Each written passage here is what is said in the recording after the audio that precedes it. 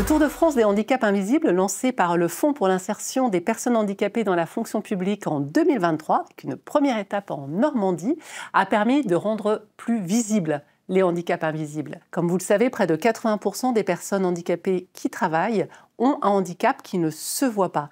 Et c'était vraiment important, à travers ce Tour de France, qu'on puisse parler de ces handicaps invisibles, mieux les connaître, mieux comprendre leur implication sur la vie professionnelle des personnes concernées et pouvoir échanger ensemble sur tous les dispositifs, tous les appuis qui existent pour les personnes comme pour les employeurs, afin de mieux accompagner ces personnes en situation professionnelle.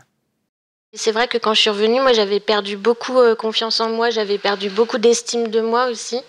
Même si j'étais restée en contact avec mes collègues, mes copines du travail, avec Julien et tout, quand je suis revenue, il y avait des nouveaux, il y avait des choses qui avaient changé, des logiciels, et tout le monde me disait « mais non, t'inquiète pas, ça va bien se passer ». Mais en fait, moi j'avais très peur des choses toutes simples. Et puis moi j'ai beaucoup de séquelles cognitives à cause de la chimio, donc des problèmes de mémorisation, je dois tout noter maintenant sinon j'oublie, et ça je l'ai très très mal vécu parce qu'en fait j'avais sous-estimé ce problème-là.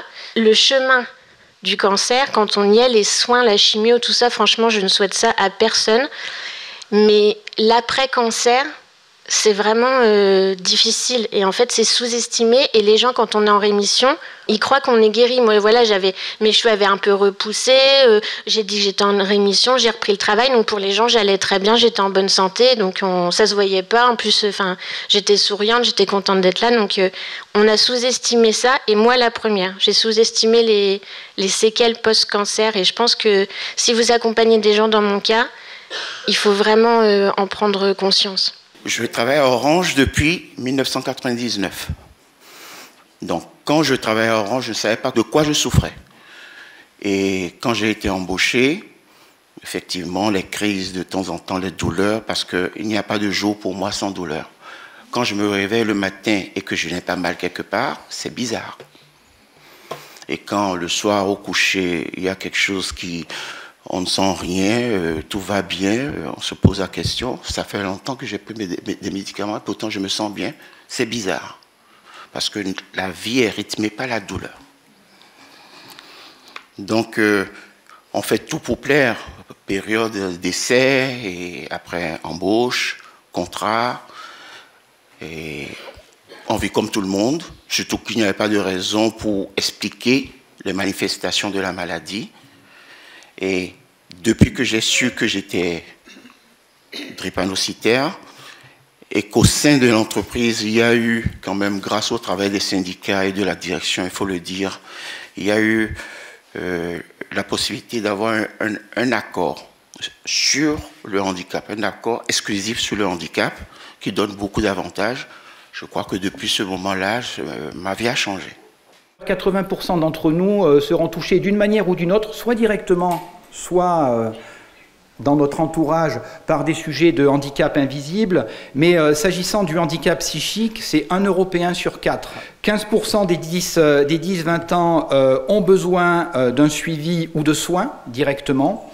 Et près de 8% des Français âgés de 15 à 85 ans ont déjà souffert de dépression. Je pourrais vous indiquer le nombre de suicides qui est directement lié à ce type de sujet, mais c'est véritablement quelque chose qui doit être pris en considération, et les chiffres parlent d'eux-mêmes. C'est le premier poste de dépense, la prise en charge du handicap psychique, de la sécurité sociale. Du corps à l'esprit, il y a des ponts absolument certains, donc s'intéresser au handicap psychique, c'est s'intéresser au handicap physique. C'est notre façon de concevoir les choses qui doit se modifier. Entre un symptôme de douleur morale, un symptôme d'hallucination et un symptôme de pied diabétique ou de perte de la sensibilité, il y a certes des appareils un peu différents mobilisés, mais on a affaire à des maladies qui doivent être prises en charge avec la même rigueur, le même respect. Je veux dire, il n'y a pas plus d'honneur ou de déshonneur à développer une maladie cardiovasculaire qu'à souffrir de dépression. Ce sont des pathologies à prendre en charge de la même manière. Quel est l'impact de la maladie mentale ? Au niveau personnel, quel que soit le trouble psychique, vous voyez, comme il altère les émotions, la cognition, les comportements, il va très souvent altérer l'estime de soi. Je ne sais pas gérer mes émotions, notamment la tristesse, la colère. Voilà, j'ai du mal à me concentrer. Je suis fatigué de ma pathologie. Les troubles du sommeil sont à citer, ils sont très comorbides. Et à partir de ce moment-là, je me dévalorise et je m'isole et je pense que je suis pas compétent. Et avec les autres, j'ai des difficultés pour établir des relations opérantes parce que, évidemment, si je suis déprimé, si je souffre d'un trouble du jugement, du rapport à la réalité, je ne communique pas toujours de façon adaptée, j'évite les situations, je peux paraître des fois agressif. Voilà. Au niveau familial, amical, les liens peuvent se distendre et je suis à nouveau sujet parce que je suis différent, parce que je m'exprime différemment, parce que j'ai des rapports à l'autre un peu distincts. Je m'expose à la stigmatisation et au rejet social. Il faut réfléchir un petit peu avec la même logique, je ne sais pas, en matière d'accident de travail par exemple. On dit souvent que la prévention coûte cher, mais l'accident ou la maladie coûte plus cher, de toute façon.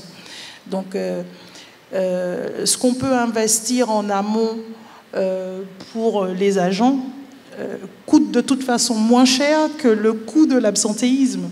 Et je pense que c'est plus rentable pour la collectivité parce qu'on a des agents qui sont présents. Donc quand ils sont là, on n'a pas besoin de payer des remplaçants.